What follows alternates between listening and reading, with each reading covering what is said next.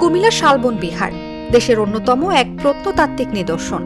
বিহারটি ঘুরে দেখতে প্রতিদিন হাজার হাজার দর্শনার্থী ছুটে আসে কুমিল্লার কোটবাড়িতে। প্রাচীন এই সভ্যতাটি আগে রাজারবাড়ি নামে পরিচিত ছিল। এর আসল নাম ছিল ভবদেব মহাবিহার। দেববংশের চতুর্থ রাজা ভবদেব এই মহাবিহার নির্মিত করেন। শালবন বিহারের ভেতরের প্রাকৃতিক পরিবেশ মুগ্ধ করে দর্শনার্থীদের। ব্যস্ততার মাঝেও একটুখানি স্বস্তির নিঃশ্বাস ফেলতে অনেকেই ছুটে আসেন বৌদ্ধ বিহারটিতে। আমি আমার দাদুর সাথে আসছি। আমি এখানে অনেক ভালো লাগছে, বন্ধুদের সাথে খেলা করছি, অনেক মজা লাগছে। আমরা ফেনী থেকে আসছি গ্রিন গার্ডেন ইন্টারন্যাশনাল স্কুল থেকে। আমার ছেলে অনেক মজা করতেছে। আমার ফ্যামিলির কাছে, আমার বন্ধুর ওয়াইফের কাছে, সবার কাছে ভালো লাগছে ইনশাআল্লাহ। কুমিল্লার বৌদ্ধবিহারে যেতে ঢাকা কিংবা চট্টগ্রাম থেকে বাসে এসে নামতে হবে কুমিল্লার কোটবাড়ি বিশ্ব রোড।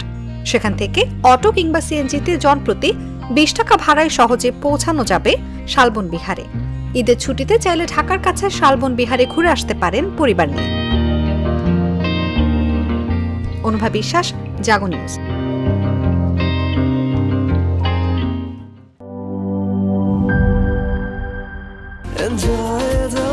চলো উড়াই খুশি তুলে নিয়ে হাতে,